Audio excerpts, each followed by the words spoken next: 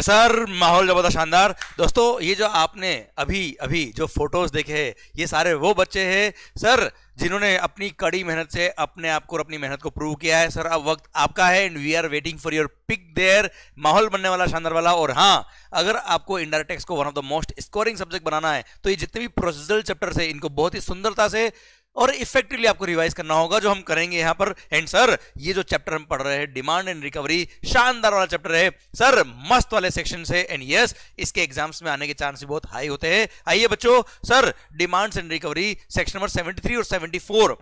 के जो प्रोविजन है ये आपको अभी पढ़ने की जरूरत नहीं है, बिकॉज सर सेक्शन नंबर 73 74 के provisions are applicable in respect of tax relating to financial year 2023-24 तक।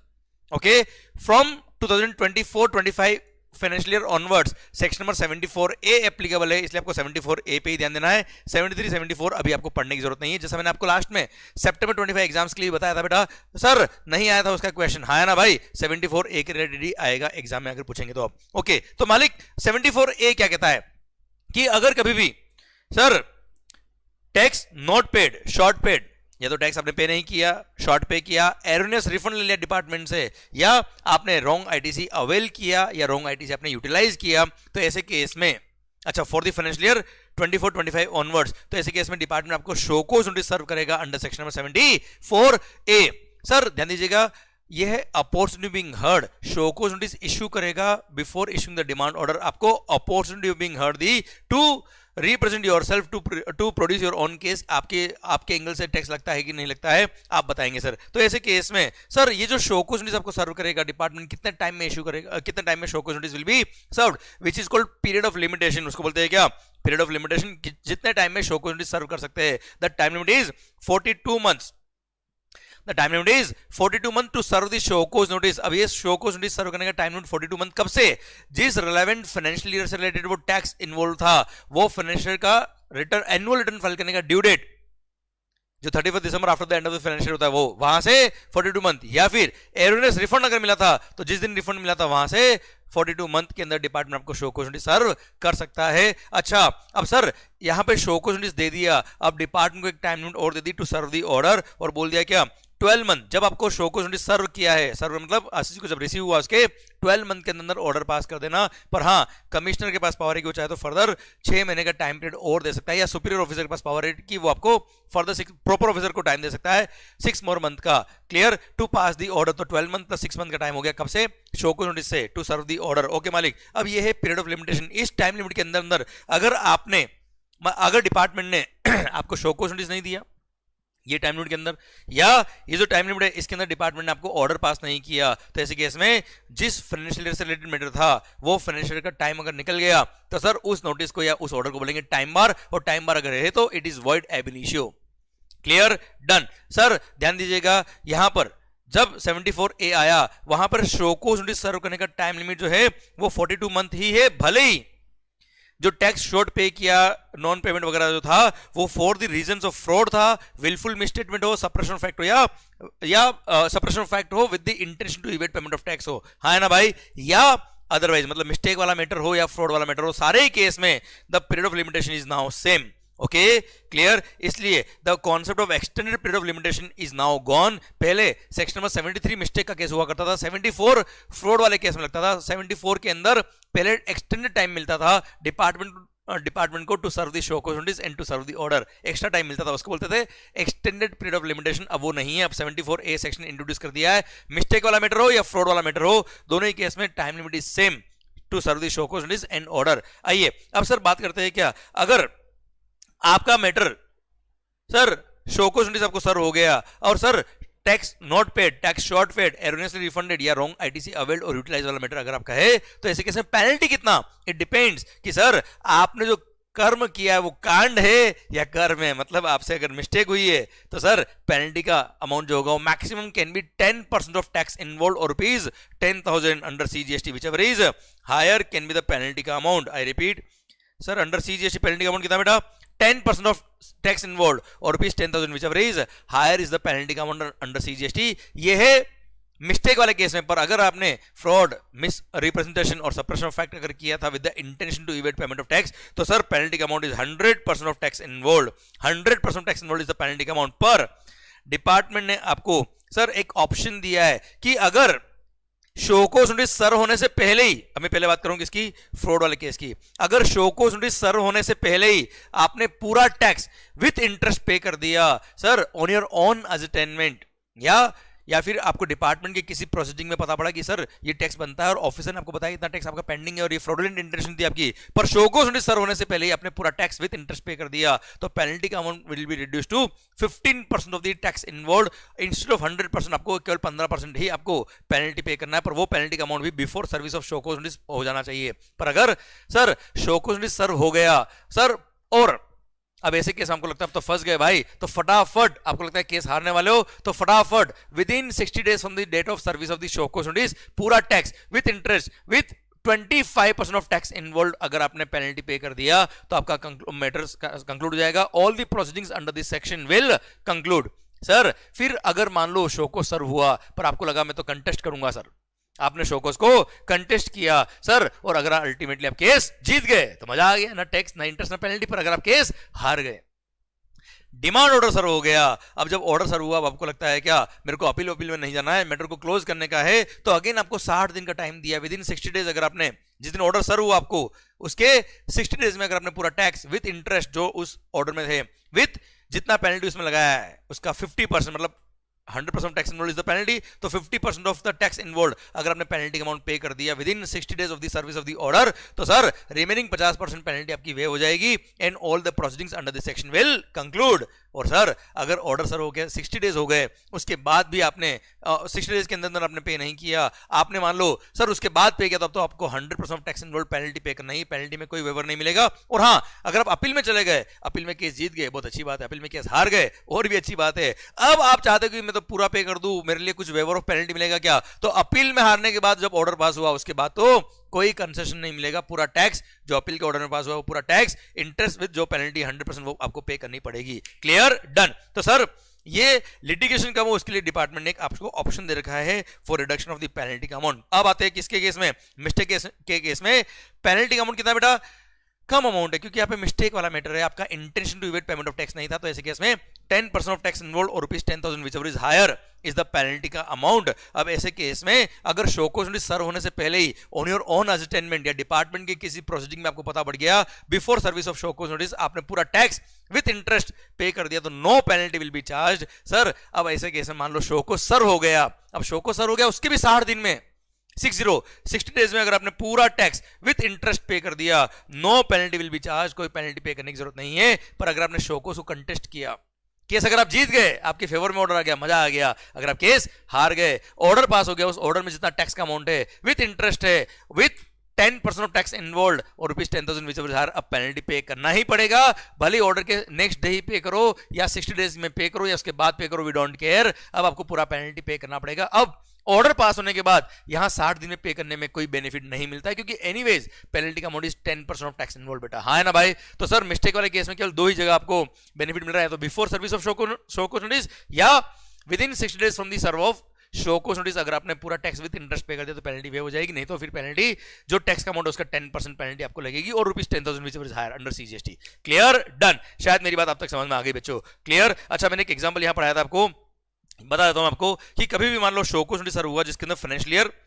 24, 25, 26, 27, 20 ये सब कुल मिला के 29 तक फाइनेंशियल ईयर कवर है। अब सर आपको जो शोकोस नोटिस सर्व हुआ है वो शोकोस नोटिस मान लो सर्व हुआ है कब मालिक, 13 अक्टूबर 2029 को, 13 अक्टूबर 29 को अगर आपको शोकोस नोटिस सर्व हुआ है तो ये टाइम बार है कि नहीं है, इसको देखने के लिए पहले फाइनेंशियल 24-25 देखिए आप, 24-25 का एनुअल रिटर्न फाइल करने का ड्यू डेट होता है क्या 31 दिसंबर 2025, यहां से आप 42 मंथ अगर देखेंगे तो 30 जून 2029 is the last date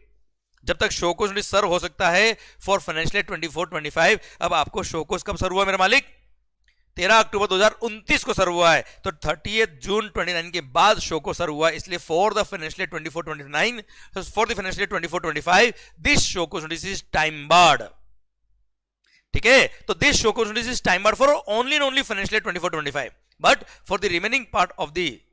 financial years this notice is valid and it is not time barred for the remaining financial years, क्योंकि इस 25-26 के लिए आप देखिए एनुअल रिटर्न फाइल करने का ड्यू डेट क्या होगा 31 दिसंबर 26 और यहां से 42 मंथ अगर देखेंगे तो 30 जून 2030 आएगा।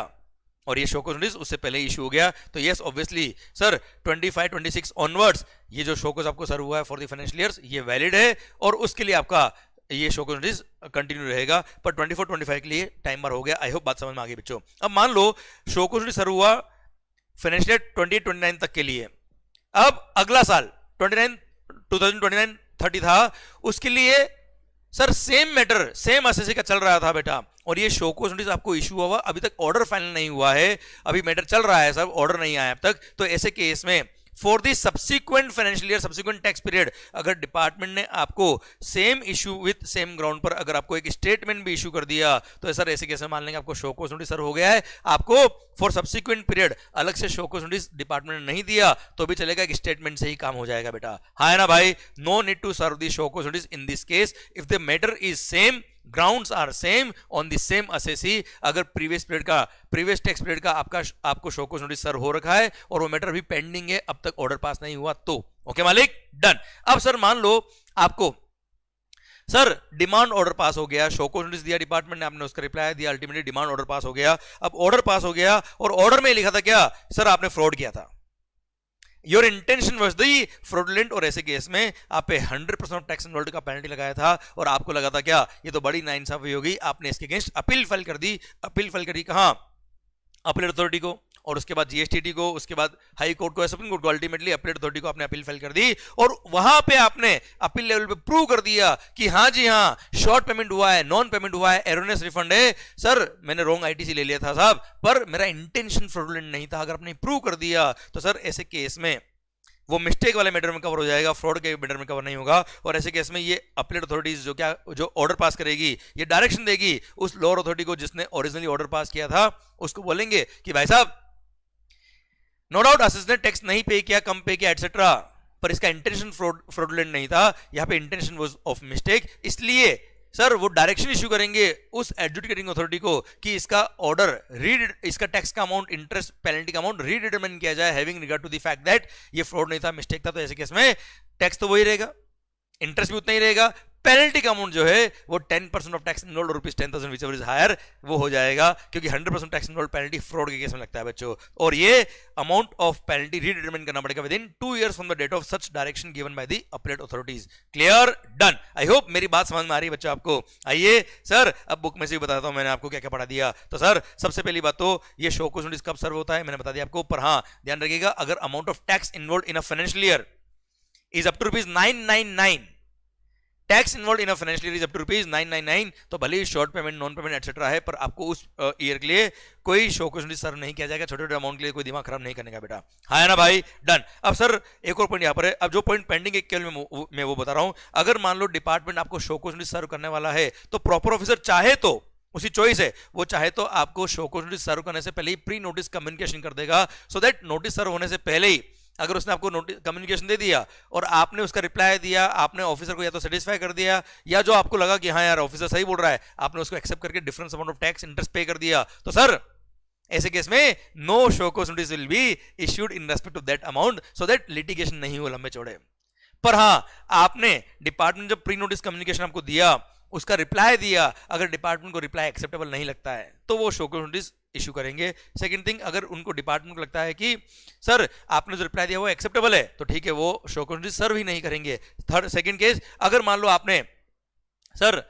अमाउंट एक्सेप्ट कर लिया तो पूरा अमाउंट पे कर दो विद इंटरेस्ट विद पेनल्टी, तो रिड्यूस पेनल्टी का बेनिफिट आपको मिल जाएगा before service of show cause notice वाला बेटा। थर्ड बात सर, अगर मान लो आपने पार्शियली अमाउंट एक्सेप्ट किया उस प्री नोटिस कम्युनिकेशन में और पार्शियली एक्सेप्ट नहीं किया, तो पार्शियली के लिए तो अमाउंट जो आपने एक्सेप्ट किया वो टैक्स विद इंटरेस्ट विद उस पे जो पेनल्टी बनता है before issue of show cause notice वो पे कर दो, और सर पार्शियली के लिए आप रिप्लाई दे दीजिए। और पार्शियली जो आपने रिप्लाई दिया है वो अगर डिपार्टमेंट को एक्सेप्ट होता है तो अच्छी बात है, नहीं तो पार्शियली अमाउंट के लिए डिपार्टमेंट विल प्रोसीड टू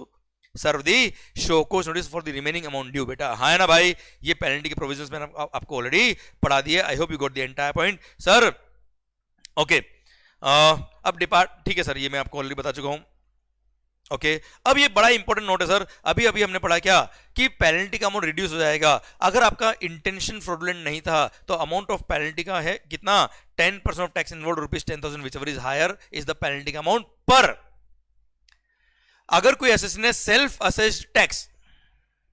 खुद ने सेल्फ असेसमेंट कर लिया था सर, या फिर any amount in the name of tax जो उसने क्लाइंट से, कस्टमर से कलेक्ट कर लिया था,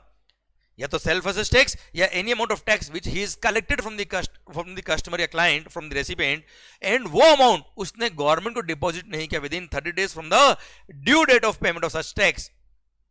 जब पेमेंट का ड्यू डेट था वहां से 30 दिन के अंदर अगर उसने वो अमाउंट डिपॉजिट नहीं किया गवर्नमेंट को, तो ऐसे केस में अब भले ही शोकोस नोटिस सर्व होने से पहले ही वो पूरा टैक्स पे कर दे, शोकोस नोटिस के 60 दिन के अंदर पे कर दे, वी डोंट केयर, उसको 10% ऑफ टैक्स इन्वॉल्व और रुपीज 10,000 विच इज हायर इतना पेनल्टी पे करना पड़ेगा, उसको रिडक्शन ऑफ पेनल्टी का बेनिफिट नहीं मिलेगा। मतलब अगर सेल्फ असेस्ड टैक्स है या any amount collected as tax from the customer है, ड्यू डेट से 30 दिन में अगर आपने पे नहीं किया और अमाउंट ऑफ टैक्स होता वो शॉर्ट पेड था, नॉन पेड था, एरनियस रिफंड था, 74A में फॉल करता है, तो सर ऐसे केस में अब आप भले ही within 60 days of show cause notice या before service of show cause notice ये पे कर दीजिए, फिर भी आपको रिड्यूस पेनल्टी का बेनिफिट नहीं मिलेगा और आपको ये पेनल्टी का अमाउंट पे करना ही पड़ेगा। Clear, done. अच्छा, इस पे एक सर्कुलर भी था, वो भी मैं लिंक करके बताता बेटा आपको, ये रहा सर्कुलर, मॉडिफाई किया according to section number 74A, क्योंकि जब शोकोस नोटिस आया था तब ओरिजिनली सेक्शन नंबर 73 के रेस्पेक्ट में आया था, वो 73 74 आपके लिए रिलेवेंट नहीं है, तो उसी को मैंने 74A के हिसाब से मॉडिफाई कर लिया। तो मालिक इस पूरी बुक के अंदर आपको जहां जहां सर्कुलर मिलेंगे, नोटिफिकेशन मिलेंगे, जहां जहां प्रोविजंस आपको मिलेंगे, जहां जहां एनालिसिस मिलेंगे, वो सब करंटली अमेंडेड प्रोविजन के हिसाब से है। सेम वे जो भी मैंने क्वेश्चनर आपके लिए ड्राफ्ट किया है उसमें भी सारे क्वेश्चंस, भले वो पास्ट एग्जाम में आए हुए हो, स्टडी मटेरियल के हो, एमटीपी आरटीपी के है, वो सारे क्वेश्चन मैंने करंट एप्लीकेबल लॉ के हिसाब से अमेंड किए हुए हैं। क्लियर, हो सकता है 2022 में प्रोविजन कुछ और था, अभी कुछ और है, और वो क्वेश्चन 2022 में एग्जाम में आया हुआ, तो मैंने उसको अकॉर्डिंगली अभी लॉ के हिसाब से मॉडिफाई करके आपको दिया हुआ बच्चों। क्लियर, तो आपको अपने क्वेश्चनर के अंदर हर एक पॉइंट, हर एक क्वेश्चन अकॉर्डिंगली मॉडिफाइड मिलेगा और माहौल के साथ आप बिलीव कर सकते हो उस पूरे क्वेश्चनर पे सारे क्वेश्चन की प्रैक्टिस करने के लिए। आइए बच्चों, अब मैं बताता हूं इस सर्कुलर का मीनिंग क्या है। सर क्या हुआ अगर कोई एसएससी मेयरली रिटर्न फाइल करने में लेट हुआ, GST 3B, if any assessee delayed in filing the return by 30 days from the due date, तो क्या ऐसे केस में अभी जो हमने सेक्शन में 74A सबसेक्शन 11 पढ़ा, क्या वो एप्लीकेबल रहेगा? Answer is no. सर सबसे पहली बात ये, merely delay in filing the return will not attract the penalty of section 74A, क्योंकि 74A की पेनल्टी कब लगेगी? जब आपका केस 74A में फॉल करेगा, और 74A में फॉल कब करता है? Short payment, non payment, erroneous refund या रॉन्ग आईटीसी अवेल्ड और यूटिलाइज्ड। अगर आपका मैटर 74A में फॉल करता है तो 74A सबसेक्शन 11 की बात आएगी, merely delay in filing the return will not attract the penalty of section number 74A। Clear, done. तो ऐसे केस में अगर आप केवल रिटर्न फाइल करने में लेट हुए तो आपको normal tax with interest with late filing fee of return जो पे करना होता है वही पे करना है, ये वाली पेनल्टी पे करने की जरूरत नहीं है। Clear, done. अच्छा, after giving opportunity being heard, SSC बात सुनने के बाद, सारे डॉक्यूमेंट्स रिकॉर्ड्स देखने के बाद प्रॉपर ऑफिसर अपना ऑर्डर पास करेगा। अब सर ध्यान देना, जैसा मैंने आपको अभी बताया कि सर ये अगर आप पेनल्टी पे कर देते हो तो proceedings under the all the proceeding in respect of said notice shall be deemed to be concluded. पर अगर आप पे प्रोसीडिंग अंडर सेक्शन 132 जो इंप्रिजनमेंट के प्रोसीडिंग थे वो अगर इनिशिएट हो गए थे तो वो प्रोसीडिंग्स कंक्लूड नहीं होंगे, बाकी टैक्स इंटरेस्ट पेनल्टी के प्रोसीडिंग्स जो थे वो कंक्लूड हो जाएंगे। अच्छा, सेकंड पॉइंट बोलता है क्या, अगर मान लो कोई मेन कल्प्रिट था, मेन पर्सन जिसके केस चल रहा था, जिसको शोकोस दिया था, और आप 3-4 लोग ऐसे हो जो उसकी हेल्प कर रहे थे, जैसे ट्रांसपोर्टर हो गया, वेयरहाउस ऑपरेटर हो गया, या कोई फ्रेंड हो गया जो उसको हेल्प कर रहा था इन टैक्स इवेजन। अब शोकोस नोटिस डिपार्टमेंट ने उसको मेन पर्सन को दिया ही दिया, साथ में इन सबको भी दिया। अब मेन पर्सन ने टैक्स इंटरेस्ट और रिड्यूस पेनल्टी पे करके सर अपना मैटर कंक्लूड करा दिया, तो जितने भी सबऑर्डिनेट पर्संस थे वो सबकी प्रोसीडिंग भी ऑटोमेटिक क्या हो जाएगी? कंक्लूड हो जाएगी, मान लिया जाएगी सारे proceedings are deemed to be concluded. Clear, एक बड़ा ही सुंदर सेक्शन है सेक्शन नंबर 13, बड़ी सुंदर डेफिनेशन है सप्रेशन, पॉइंट नंबर 13 में दे रखा है 74A पर्पस के लिए, जहां पे 100% टैक्स इन्वॉल्व पेनल्टी लगता है। सप्रेशन वर्ड लिखा हुआ है, सप्रेशन ऑफ इंफॉर्मेशन या सप्रेशन ऑफ टैक्स। तो सप्रेशन का मतलब क्या है? कोई इंफॉर्मेशन आपसे मांगी, आपने नहीं दी, या आपके रिटर्न्स जीएसटीआर 3B या जीएसटीआर 1 किसी डॉक्यूमेंट में आप कोई स्टेटमेंट में आपको इंफॉर्मेशन मांगी थी, आपने नहीं दी, उसको भी मान लेंगे आपने जानबूझ से सप्रेस किया। बेटा पढ़ना, suppression shall mean mere non-declaration of facts or information which a taxable person is required to declare in the return, statement, report or any other document furnished under this act or rules made thereunder, or failure to furnish any information on being asked for in writing by the proper officer। ये मान लेंगे कि आपने information क्या करी? Suppress करी। बेटा मतलब केवल आपने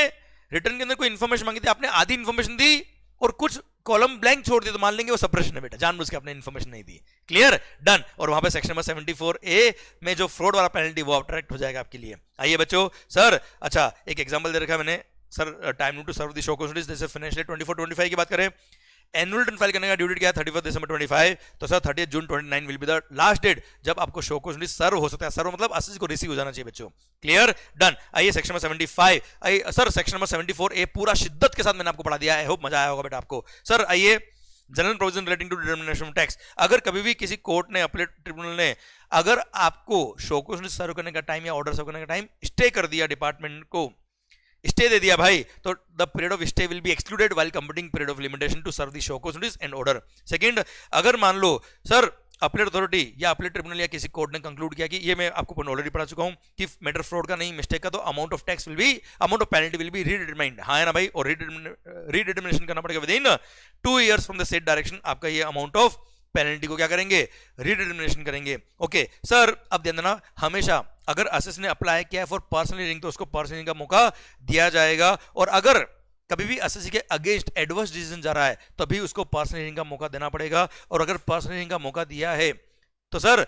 अगर जो तारीख दी, जो वक्त दिया उस टाइम पे वो एसएससी नहीं आ पा रहा है तो ऐसे केस में he can take the adjournment, अगली तारीख ले सकता है, but maximum 3 adjournment can be given to the each party. Then जब भी प्रॉपर ऑफिसर ऑर्डर पास करेगा तो sir order should be speaking order, मतलब उसके अंदर ये लिखा होगा कि किन फैक्ट्स पे मैंने ऑर्डर पास किया, किस बेसिस पे मैंने डिसीजन पास किया, उसके रीजंस क्या, उसके प्रोविजंस क्या है। Then sir show cause notice होना बड़ा ही इंपॉर्टेंट डॉक्यूमेंट होता है। अगर डिपार्टमेंट के ऑफिसर ने जब शो को नोटिस सर्व किया उसमें अमाउंट ऑफ टैक्स जो लिखा है, now order can not go beyond the amount mention in the notice. In fact, the grounds shall not also go beyond the notice। मतलब जिन grounds में notice issue किया है बाद में पता पड़ा कि ये ग्राउंड और है तो ऑर्डर में उस ग्राउंड को नहीं कंसीडर कर सकते। सर अमाउंट ऑफ टैक्स जो शो को नोटिस में उन्होंने बोला है उससे बियॉन्ड कभी भी ऑर्डर पास नहीं हो सकता है, इसलिए शो को सर्व करते वक्त डिपार्टमेंट को बहुत ध्यान रखना पड़ता है। देन सर अगर किसी भी अपील लेवल पर सर अपील अथॉरिटी या कोर्ट वगैरह आपका टैक्स का अमाउंट मॉडिफाई करती तो ऑब्वियसली इंटरेस्ट और पेनल्टी का अमाउंट भी ऑटोमेटिक मॉडिफाई हो जाएगा, क्योंकि इंटरेस्ट और पेनल्टी का अमाउंट डिपेंड करता है किस पे, पेनल्टी पे। पेनल्टी का ही परसेंटेज एक मिस्टेक होता है, पेनल्टी का ही परसेंटेज, टैक्स का परसेंटेज ही इंटरेस्ट और पेनल्टी का अमाउंट होता है बेटा, इसलिए ऑटोमेटिकली इंटरेस्ट पेनल्टी का अमाउंट भी मॉडिफाई हो जाएगा। ध्यान रखना बेटा, शो को नोटिस के अंदर अगर पेनल्टी का अमाउंट नहीं लिखा तो पेनल्टी आपसे कभी डिपार्टमेंट चार्ज नहीं कर सकता, पर interest is by default and interest is payable in all cases whether notice में लिखा हो या ना लिखा हो। देन सर अगर ऑर्डर या show cause notice time limit के अंदर नहीं है तो वो टाइमर हो जाएगा, टाइमर है तो उसका इफेक्ट नहीं रहेगा, it will be void ab initio. Then sir अगर कभी भी मान लो यशवंत मंगल के केस में डिपार्टमेंट के प्रॉपर ऑफिसर ने मेरे फेवर में ऑर्डर पास किया, मतलब सर एसएससी को फायदा हो गया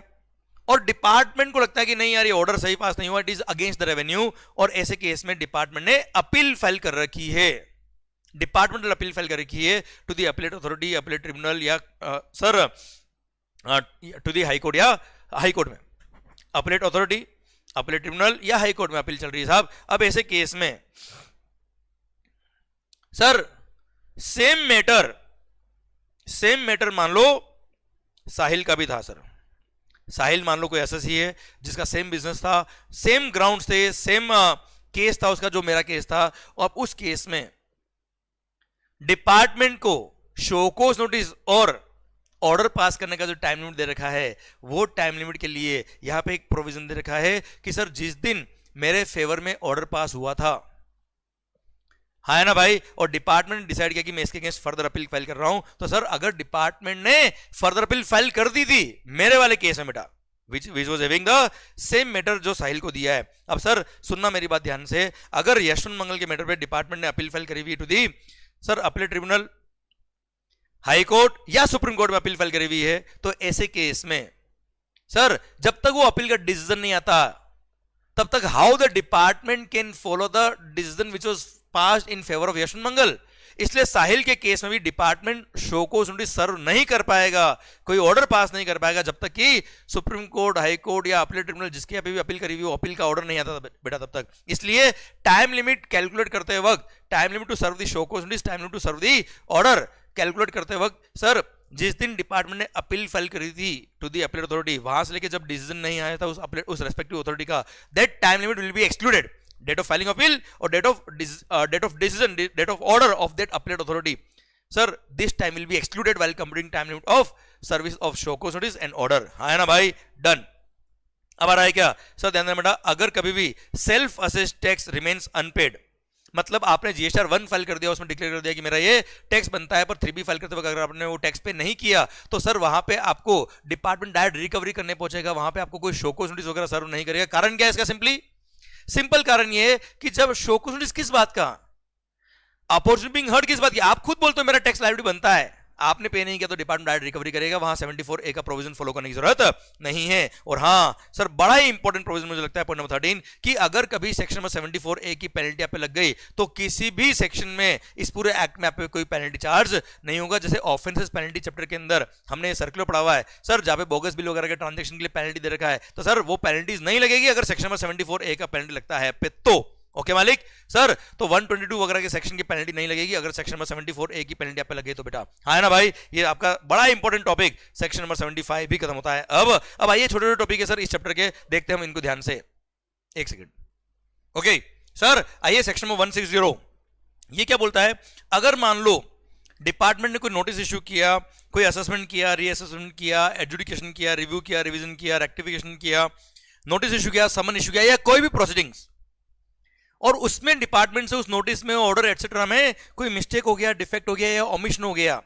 पर intent and purpose of the law was the correct, और वहां पे that proceeding was in substance and in effective conformity with the law and intention of the law, तो ऐसे केस में सर वो assessment proceeding etcetera will not be invalid. जैसे for example department को notice issue करना था sir mister Yashwant मंगल को, उन्होंने इश्यू कर दिया मैसर्स यशवंत मंगल को, तो ये छोटी सी मिस्टेक हो गई, इसकी वजह से पूरी proceedings will not be invalid. और हाँ, यहां डिपार्टमेंट बोला क्या, service of any notice order communication shall not be called in question. अगर उस नोटिस का आपने जवाब दे दिया था, you had already acted upon on that notice या ऑर्डर एटसेट्रा, इसका मतलब आपने एक बार एक्सेप्ट कर लिया, अब लास्ट में जाके आप क्या बोलते हो, नहीं उसमें तो मैसेज लिखा था मिस्टर यशवंत मंगल को कहा नोटिस इश्यू हुआ, तो it will not be valid ground from your side. And second thing, अगर आपने सर जब आपको अर्लीस्ट अपॉर्चुनिटी मिली थी ऑफ बीइंग हर्ड, तब आपने उस पॉइंट को रेज नहीं किया, लास्ट जब डिपार्टमेंट ऑर्डर पास करा था तब आपने क्या किया, उस पॉइंट को रेज किया, तो भी ऐसे केस में आपके उस पॉइंट को वैलिड नहीं माना जाएगा, और मियरली दैट मिस्टेक, डिफेक्ट और omission can not invalid the entire proceeding of the provisions. आइए सेक्शन 161 बोलता है क्या, अगर किसी भी अथॉरिटी से कोई एरर या मिस्टेक हो गई which is apparent on the face of the record, तो ऐसे केस में वो ऑर्डर या नोटिस के अंदर एरर हो गया, mistake on the apparent on the record, sir long run process में मिस्टेक डिटरमाइन नहीं होनी चाहिए, वो substantial change in the liability नहीं कर सकता। मिस्टेक अपरेंट ऑन रिकॉर्ड अगर है तो sir if it is self evident and long run process से डिस्कवरेबल नहीं है, तो ऐसे केस में सर वो मिस्टेक अपरेंट फ्रॉम रिकॉर्ड जो होती है वो रेक्टिफाई कर सकता है वो ऑफिसर जिसने वो ऑर्डर या नोटिस वगैरह इशू किया है। पर सर ये मिस्टेक वो अथॉरिटी जब रेक्टिफाई करेगा, ये कब करेगा सर, या तो उसको खुद को पता पड़ गया, या डिपार्टमेंट के किसी ऑफिसर ने बताया उसको, या आसिस ने खुद ने बताया। तो अगर आसिस खुद बताता है तो उसको बताने का टाइम है 3 महीने का बेटा। 3 महीने के अंदर उसको मिस्टेक लानी पड़ेगी डिपार्टमेंट के ऑफिसर के पास कि आपसे इस ऑर्डर में, नोटिस में ये मिस्टेक हो गई थी साहब। क्लियर? अब भले खुद से पता पड़ा हो, आसिस ने बताया हो, डिपार्टमेंट के ऑफिसर ने बताया हो, रेक्टिफिकेशन मिस्टेक का टाइम लिमिट 6 मंथ। जिस दिन वो ओरिजिनल ऑर्डर या नोटिस वगैरह इशू हुआ था वहां से 6 महीने के अंदर उस ऑफिसर के पास पावर है कि उस मिस्टेक को रेक्टिफाई कर सकता है। और मिस्टेक को रेक्टिफाई करने की वजह से अगर एसएससी की लायबिलिटी बढ़ती है या उसका इनपुट टैक्स क्रेडिट कम होता है, तो ऐसे केस में सर डिपार्टमेंट के उस ऑफिसर को, उस एसएससी को अपॉर्चुनिटी बीइंग हर्ड देनी पड़ेगी following the principle of natural justice. Clear? चलिए, कोई खास बात नहीं। आइए सेक्शन नंबर 76, बड़ा सुंदर सेक्शन मुझे लगता है कि अगर आपने सपोज कोई सप्लाईज एग्जाम थी, फिर भी आपने कस्टमर से टैक्स ले लिया,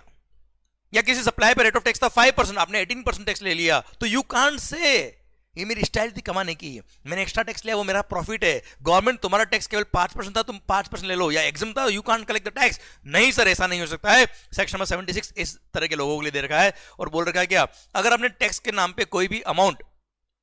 अगर आपने जीएसटी टैक्स के नाम पर कोई भी अमाउंट क्लाइंट से, कस्टमर से रिकवरी किया है, तो that amount has to be deposited to the government, has to be paid to the government as if it is the normal tax. Otherwise, जिस दिन आपने कलेक्ट किया था वो अमाउंट, कलेक्ट किया था, ड्यू डेट से मतलब नहीं है, जिस दिन वो अमाउंट आपने कलेक्ट किया था वहां से लेके जब आप पे करेंगे तब तक आपको इंटरेस्ट पे करना पड़ेगा एट द रेट ऑफ 18% पर annum, simple interest number of days के हिसाब से, और ये अमाउंट आपको पे करना पड़ेगा as if it is the normal tax. और डिपार्टमेंट को यहां पे ध्यान रखिएगा, ऐसे एसएससी को शोकोज नोटिस सर्व करने के लिए there is no time limit under this section. ध्यान रखिएगा, नोटिस सर्व करने का कोई टाइम लिमिट नहीं है अंडर सेक्शन 76। पर हां, अगर एक बार आपको नोटिस सर्व कर दिया तो उसके 1 साल के अंदर डिपार्टमेंट का वो ऑफिसर क्या करेगा, ऑर्डर पास करेगा कि अमाउंट आपसे रिकवरी करना है कि नहीं करना है बेटा। ओके, अब सर ये जो टैक्स था ये अगर एसएससी से कलेक्ट तो कर लिया डिपार्टमेंट ने, पर ये टैक्स पेएबल नहीं था, लेवेबल नहीं था, या टैक्स की रेट कम थी, तो ऐसे केस में सच अमाउंट जैसे 5% टैक्स की जगह पे 18% लिया तो 13% आपको पे करना पड़ेगा एक्स्ट्रा, पर वो 13% कंज्यूमर वेलफेयर फंड में डिपॉजिट किया जाएगा, या फिर this amount will be refunded to the person who has borne the burden of this extra tax. Okay done. आइए मालिक, सेक्शन में 78 बोलता है अब सर रिकवरी की बात आती है, तो रिकवरी शुरू करेगा डिपार्टमेंट कब, पहले तो आपको अपील फाइल करने का टाइम दे रखा 3 महीने का, इसलिए sir recovery proceeding can not begin before the expiry of the period of 3 month from the date of service of the demand order. पर हाँ, अगर कोई एक्सेप्शनल केस है जहां डिपार्टमेंट को लगता है कि यहाँ पे अगर रिकवरी के लिए 3 महीने रुक गए तो बाद में रिकवरी कभी हो ही नहीं पाएगी, एसएससी भाग जाएगा, ऐसा कोई रिस्की काम लगता है, there is a chance of loss of revenue, तो ऐसे केस में department before the expiry of 3 month also recovery initiate कर सकता है प्रॉपर ऑफिसर। ओके सर, अब रिकवरी के क्या क्या मोड दे रखे हैं, बड़ा सुंदर पॉइंट है सर ये, any amount that is payable to the department, भले वो टैक्स का अमाउंट हो, इंटरेस्ट हो, पेनल्टी हो, एनी अदर अमाउंट हो, टू द गवर्नमेंट अगर आपने पे नहीं किया तो ऐसे केस में any one or more of the following option can be chosen by the department to recover the amount. सबसे पहला, अगर आपका कोई रिफंड का अमाउंट बनता है तो सर उस रिफंड से एडजस्ट किया जाएगा, इसलिए किसी भी एसएससी हम रिफंड का चैप्टर देखते हैं उसमें लिखा हुआ है कि एसएससी को रिफंड देने से पहले अगर उसका कोई टैक्स ड्यू बाकी है या कोई डिमांड ऑर्डर वगैरह चल रहा है या कोई अगर शोकोज वगैरह सर्व हो रखा है तो उतना अमाउंट डिपार्टमेंट के ऑफिसर के पास पावर है कि उतना अमाउंट रोक दे और sir with hold of the refund, और बाकी का अमाउंट आपको रिफंड करें सो दैट वहां से रिकवरी हो पाए। सेकंड, आपके गुड्स को डिटेन करेंगे और बेच के पैसा रिकवरी कर सकता है। देन सर गार्निशी प्रोसीडिंग, बड़ा सुंदर पॉइंट है, गार्निशी प्रोसीडिंग बोलता है क्या, गार्निशी किसको बोलते हैं, मान लो डिपार्टमेंट मेरे से 1 CR मांगता है और मेरे रिकॉर्ड से पता पड़ा कि मैं आपसे 50 लाख मांगता हूं, किसी XYZ से 5 लाख रुपए मांगता हूं, किसी 10 लाख मांगता हूं, या बैंक में मेरी एफडी है, पोस्ट ऑफिस में मेरा अमाउंट डिपॉजिटेड है, तो वो पर्सन जिससे मैं अमाउंट मांगता हूं, the money due from any person, या तो मनी ड्यू है या ड्यू होने वाली है, या किसी थर्ड पर्सन ने मेरे बिहाफ पे प्रॉपर्टी हेल्ड करी हुई है या प्रॉपर्टी हेल्ड करने वाला है, तो such person will be called garnishee. और डिपार्टमेंट अगर मेरे से रिकवरी नहीं कर पा रहा है तो उस थर्ड पर्सन को नोटिस इश्यू करेगा, कहेगा कि sir as per the records of the Yashwant Mangal इतना अमाउंट आपका ड्यू है या ड्यू होने वाला है, या इतनी प्रॉपर्टी आपने हेल्ड करी हुई है या हेल्ड करने वाले हो। तो ऐसे केस में जब भी आपका अमाउंट वो ड्यू हो रहा है तब don't pay to Mangal, directly pay to the department, उसको बोलते हैं गार्निशी प्रोसीडिंग। और ऐसे केस में वो जो थर्ड पर्सन, भले वो बैंक हो, भले वो पोस्ट ऑफिस हो, भले वो हमारे डेटर्स हो, या हमने जिसको लोन दे रखे वो लोग हो, sir they are bound to make the payment to the government, otherwise this amount will be recovered from them as if this was recoverable from them only. इसको बोलते हैं गार्निशी प्रोसीडिंग्स। Clear sir? और हाँ, government को ये भी power है कि चाहे तो उस गार्निशी प्रोसीडिंग के थ्रू जो नोटिस इश्यू किया डिपार्टमेंट ने, गार्निश नोटिस, उसको डिपार्टमेंट विड्रॉ भी कर सकता है, एड ऑन भी कर सकता है, मॉडिफाई भी कर सकता है। मान लो मेरे डेटर्स को, मेरे जो बिजनेस में डेटर्स है मेरे, जिसको मैं माल सप्लाई करता हूं, उनको नोटिस आ गया तो मेरे पे एक प्रेशर डाल देंगे वो लोग कि भाई आज तक डिपार्टमेंट का नोटिस हमारे पास नहीं आया, तुम्हारी वजह से हमको नोटिस आया, अब मैं डिपार्टमेंट का सारा ड्यू क्लियर कर देता हूं। तो डिपार्टमेंट उस गार्निश नोटिस को विड्रॉ भी कर सकता है, मॉडिफाई भी कर सकता है। कभी पता पड़ा कि एक्स्ट्रा अमाउंट मांगता हूं तो उसके लिए एड ऑन भी कर सकता है डिपार्टमेंट, ये बोला है। आइए सर, डिपार्टमेंट को पावर है कि वो मेरी मूवेबल और इमूवेबल को डिस्टेन कर सकता है, और अगर डिस्टेन करने के 30 दिन में भी मैं अगर अमाउंट पे नहीं करता हूं तो ऐसे केस में वो प्रॉपर्टीज बेच के डिपार्टमेंट क्या करेगा, सर अपना रिकवरी करेगा, और उस प्रॉपर्टी को बेचने में जो उनका खर्चा लगा वो खर्चा भी मेरे से रिकवरी करेगा। सर फिर डिपार्टमेंट पास पावर है कि वो कलेक्टर को, जो मेरे डिस्ट्रिक्ट कलेक्टर होता है, उसको एक सर्टिफिकेट ऑफ रिकवरी भेज देंगे, जिसको बोलते सर्टिफिकेट ऑफ रिकवरी भेजेंगे, जिसमें लिखेंगे क्या, इतना अमाउंट मंगल से रिकवरेबल है and collector has the power to recover that amount as if it is the arrear of land revenue. Arrear of land revenue मतलब लगान जब बाकी होती थी राजा महाराजा के टाइम पे, तब क्या होता था, सर राजा के पास पावर था कि मेरी जमीन जायदाद बेच के पैसा रिकवरी कर सकता है, वो पावर है कलेक्टर के पास। सेम वे डिपार्टमेंट चाहे तो मजिस्ट्रेट को एक लेटर लिख देगा, सर्टिफिकेट ऑफ रिकवरी, और ऐसे केस में magistrate can recover the amount from me as if it is a fine imposed by him, और ऐसे केस में प्रॉपर्टीज वगैरह बेच के वो पेमेंट रिकवरी कर सकता है। देन बॉन्ड मैंने अगर डिपार्टमेंट को साइन किया हुआ, या श्योरिटी दे रखा है, या कोई इंस्ट्रूमेंट मैंने साइन किया हुआ, तो ऐसे केस में उसको एग्जीक्यूट करके पेमेंट रिकवरी कर सकता है डिपार्टमेंट। देन अगर कोई कंपनी लिक्विडेशन है तो लिक्विडेटर के थ्रू भी अमाउंट रिकवरी होती है, जिसका पॉइंट आगे भी आएगा, हम पढ़ेंगे बेटा। देन सर ध्यान देना, ऐसा नहीं कि मेरा फाइल अगर सीजीएसटी डिपार्टमेंट में है तो सीजीएसटी का ऑफिसर मेरे से रिकवरी केवल सीजीएसटी की ही करेगा। सीजीएसटी ऑफिसर सीजीएसटी और एसजीएसटी दोनों की रिकवरी करेगा, as well as obviously IGST also and vice versa also. Clear? And sir ध्यान रखिएगा, मान लो मेरा कभी 50 लाख का सीजीएसटी बाकी है, 50 लाख का एसजीएसटी बाकी है, और जो अमाउंट रिकवरी हुआ है वो केवल 70 लाख की रिकवरी हुआ है इन टोटल, तो ऐसे केस में जिस प्रोपोर्शन में मेरी लायबिलिटी बाकी थी उसी प्रोपोर्शन में सीजीएसटी और एसजीएसटी को डिवाइड करके रेस्पेक्टिव गवर्नमेंट को फंड दिया जाएगा। Clear? Done. And the recovery can be done from my distinct person also. जितने भी रिकवरी के प्रोविजंस थे, the term person for the purpose of recovery include distinct person also. मान लो मेरे डिस्टिंक्ट पर्सन को रिफंड बनता है और मेरे से रिकवरी हो रही है,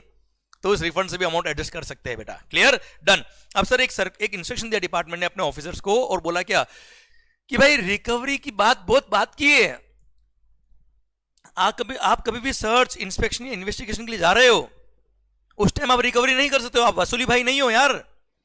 अगर सर्च इन्वेस्टिगेशन इंस्पेक्शन टाइम पे आपको लगता है कि एसएससी का टैक्स पे नहीं हो रखा है, तो आप उसको जो लीगल प्रोसेस हमने दे रखा है to serve the show cause notice, पहले अपॉर्चुनिटी बीइंग हर्ड दो by way of issue of show cause notice under section 73, 74 और 74A। उसके बाद वो उसका रिप्लाई देगा, फिर डिमांड ऑर्डर जाएगा, फिर उसके पास अपील का राइट है, अपील में अगर हारता है या अपील नहीं करता है तब जाके रिकवरी होती है यार। Directly you can not recover the amount. हाँ, एसएससी की चॉइस है कि सर उसको लगता है कि यस अब मैं बचूंगा नहीं, तो वो चाहे तो वॉलंटरली अमाउंट पे कर दे, सो दैट उसका पेनल्टी का कुछ अमाउंट सेव हो जाए। इंटरेस्ट का अमाउंट जितना जल्दी पे करेगा उतना इंटरेस्ट कम पे करना पड़ेगा, उसकी चॉइस है। You can't force him to make the payment at this stage. Okay, done. Section 80 बोलता है payment of tax and other amount in instalment. Sir साहब पैसा तो देना है, पर भाई इतना पैसा तो नहीं है मेरे पास, ईएमआई कर दो। तो ऐसे केस में कमिश्नर के पास पावर है। किस पास मालिक? कमिश्नर के पास पावर है कि एसएससी चाहे तो कमिश्नर को अप्लाई कर दे कि साहब मैं अमाउंट पे करूंगा, जो आप अमाउंट मांग रहे हो रिकवरी कर रहे हो मेरे से, मैं पे करने के लिए तैयार हूं, बट इमीडिएटली नहीं है मेरे पास पेमेंट, साहब मेरे को प्लीज इंस्टॉलमेंट बेस पे पेमेंट अलाउ करो। तो ऐसे केस में कमिश्नर के पास पावर है कि वो चाहे तो मेरे को इंस्टॉलमेंट बेसिस पे पेमेंट अलाउ कर सकता है, बट मैक्सिमम 24 मंथली इंस्टॉलमेंट ही अलाउ कर सकता है कमिश्नर। इससे कम भी कर सकता है और हो सकता है मना भी कर दे। और सर इस कमिश्नर का जो डिसीजन है उसको आप चैलेंज नहीं कर सकते। This is non appealable order, जो हम अपील वाले चैप्टर के लास्ट सेक्शन में पढ़ेंगे। क्लियर? सर अब अगर मेरे को इंस्टॉलमेंट पेमेंट अलाउ हो गया और मैंने अगर कोई भी एक इंस्टॉलमेंट में भी डिफॉल्ट कर दिया, तो सर मेरा ये फैसिलिटी विड्रॉ हो जाएगा और इमीडिएटली सारा अमाउंट जो है वो रिकवरेबल हो जाएगा, मेरे को सारा अमाउंट पे करना पड़ेगा। Now this is a very good point, जहां बोला क्या facility of payment in installment shall not be allowed in the following 4 cases. First, अगर मेरे लिए प्रेसिडिंग टैक्स पीरियड्स का ऑलरेडी कोई रिकवरी प्रोसीडिंग चल रहा है साहब, अब सर सब्सिक्वेंट पीरियड के लिए मैं इंस्टॉलमेंट में अलाउ करूं, डिपार्टमेंट अलाउ नहीं करेगा। पढ़िए, taxable person has already defaulted on payment of any amount under GST law for which recovery process is on. Second, preceding financial year में मैंने जब इंस्टॉलमेंट के लिए अप्लाई किया था, डिपार्टमेंट ने मना कर दिया था मेरे को, इट मींस कहने की गड़बड़ मेरे में, तो करंट ईयर में भी मेरे को अलाउ नहीं करेंगे to make the payment in instalment. Sir अगर amount of recovery less than 25,000 रुपए, किस बात का ईएमआई भाई, एक बार में पे कर। And sir self assessed tax अगर पेबल है तो वो तो सर आपने खुद ने असेस किया, पूरा पे करो भाई, उसके लिए किस बात का EMI. Next, transfer of property to be void in certain cases. अब सर बड़ा स्टोरी अच्छा है, मैं आपको समझाता हूं। मेरे क्लाइंट है, सर्विस टैक्स के टाइम की बात है, वही सेक्शन कंटिन्यू हुआ जीएसटी में। वो बोलते थे क्या सर, सर्विस टैक्स का उनका डिमांड था सर अराउंड 3.5 करोड़ का service tax with interest with penalty अलग था सर उसमें। अब मालिक वो मुझे क्या बोलते हैं, सर एक काम करता हूं, डिपार्टमेंट मेरा क्या उखाड़ लेगा। मैंने कहा भाई आपसे रिकवरी हो जाएगी, आपकी जो प्रॉपर्टीज है वो बेच के पैसा रिकवरी करेंगे वो लोग, आप ये ऐसा मना नहीं कर सकते उनको। सर तो उसने बोला एक काम करते हैं, मेरे पास जो प्रॉपर्टी है वो मेरे वाइफ के नाम पे ट्रांसफर कर देता हूं, सो दैट जितनी भी प्रॉपर्टी मेरी है वाइफ के नाम पे अगर ट्रांसफर हो गई, मेरे पास कुछ है ही नहीं, अब डिपार्टमेंट रिकवरी करने आएगा, मैं बोलूंगा ले जा, जो ले जाना ले जा, क्या ले जाएगा साहब, कुछ है ही नहीं मेरे पास। तो ऐसे केस में क्या डिपार्टमेंट पागल है? इसीलिए ये सेक्शन आया, और सेक्शन बोलता है क्या, अगर इस तरह की इंटेंशन से किसी एसएससी ने अपनी कोई प्रॉपर्टीज बेची है जबकि उसको पता था कि टैक्स ड्यू बाकी है, तो ऐसे केस में अगर with the intention of defaulting the revenue of the government अगर किसी एसएससी ने प्रॉपर्टी बेची, तो that transfer of property will be void ab initio, ये मानेंगे ट्रांसफर हुई नहीं प्रॉपर्टी। पढ़ लीजिए, if a taxable person creates a charge on or parts with the property belonging to the SSC or in his possession by way of sale, mortgage, exchange, other mode of transfer whatsoever of his properties, तो ऐसे case में वो सब cases क्या होंगे, void होंगे, पर हाँ ये वैलिड होंगे अगर such transfer was made for adequate consideration। भाई डिपार्टमेंट मेरे से 3.5 करोड़ मांग रहा है, मेरे पास पैसे नहीं है, अपनी प्रॉपर्टी बेचूंगा तो ही तो पैसे आएंगे, तो मैंने एडिक्वेट कंसिडरेशन बेचा and without any notice of pendency of proceeding and without any notice of such tax or other sum payable by the said person or with the previous permission of the proper officer बेचा है, तो ये जो property बेचा है वो valid रहेगा, क्योंकि ultimately intention of the SSC was not to defraud the revenue. अगर intention was to defraud the revenue of the government तो ऐसे केस में it will be void. Clear. आइए सेक्शन नंबर 82 बोलता है tax to be first charge on the property. Sir ध्यान रखिएगा, किसी एसएससी ने, सर एसएससी ने आपसे मान लो लोन ले रखा है और उसकी प्रॉपर्टी आपको मॉर्गेज करा रखी है और आपको उस एसएससी पे भरोसा नहीं था, तो आपने उस प्रॉपर्टी का मॉर्गेज का सर चार्ज भी क्रिएट करा रखा है. मैंने सेकंड चार्ज भी, लोन किसी और से ले रखा है, उसने सेकंड चार्ज भी क्रिएट करा रखा है मेरी प्रॉपर्टी पे. सर क्या लिख दिया इस सेक्शन में, सेक्शन 92 में, not withstanding any law, notwithstanding anything containing any law, किसी भी कानून में कुछ भी लिखा, we don't care, this section will override over all the other act also except insolvency in bankruptcy code. तो आईबीसी के अलावा सारे एक्ट को ये सेक्शन ओवरराइड करता है और बोलता है क्या, मेरी जितनी भी प्रॉपर्टीज है सर उस पे पहला हक, फर्स्ट चार्ज गवर्नमेंट का हो जाएगा for the recovery of dues under this act. तो मेरी प्रॉपर्टी बेच के पैसा रिकवरी होगा तो पहला किसको मिलेगा, गवर्नमेंट को मिलेगा. उसके बाद जिन लोगों ने मेरे को लोन दिया उसको मिलेगा बेटा, भले उन्होंने फर्स्ट चार्ज क्रिएट कराया हुआ, we don't care. Sir section 83 provisional attachment to protect the revenue in certain cases. Sir अगर आपकी कोई प्रोसीडिंग पेंडिंग है, अभी ऑर्डर पास नहीं हुआ, पेंडिंग चल रही है in assessment, inspection, search, seizure, arrest, demand and recovery etcetera, और कमिश्नर के पास इतना आइडिया है, कमिश्नर को ऐसा लगता है कि सर ये एसएससी का जो अमाउंट बनेगा सर एसएससी भाग जाएगा and there is a chance of loss of revenue to the department, तो ऐसे केस में कमिश्नर सर आपकी प्रॉपर्टीज को टेम्पररी प्रोविजनल अटैचमेंट कर सकता है सर और ऐसे केस में हाइपोथिकेशन क्रिएट कर देगा वो डिपार्टमेंट के फेवर में, सो दैट कल को अगर अमाउंट रिकवरेबल आए तो वो प्रॉपर्टी बेच के पैसा रिकवरी हो पाए डिपार्टमेंट का. But this provisional attachment can not be for more than 1 year, और 1 साल के अंदर वो प्रोविजनल अटैचमेंट को डिपार्टमेंट को हटाना पड़ेगा. मतलब सर 1 साल तक ही वैलिड रहेगा, मतलब 1 साल में डिपार्टमेंट चाहे तो सारा प्रोसीडिंग कंक्लूड करके अपना पैसा रिकवरी कर ले,